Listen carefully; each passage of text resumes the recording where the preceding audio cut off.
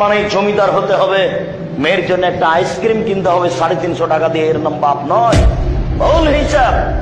আর ওর নাম স্ত্রী নয় যে তার স্বামী হাই স্কুলের হেডমাস্টার, 10,000 টাকা মাসে পায় বেতন, মাসে 12,000 টাকা খরচ হয়।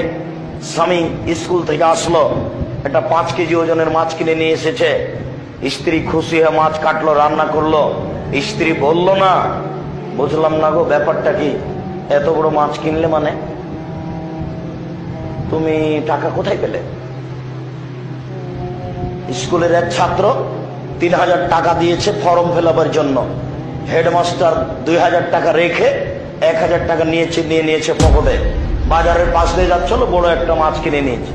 এই টাকা তো তাকে উপার্জন করতে কষ্ট হয়নি, মাছ কিনে নিয়েছে, স্ত্রী রান্না করছে।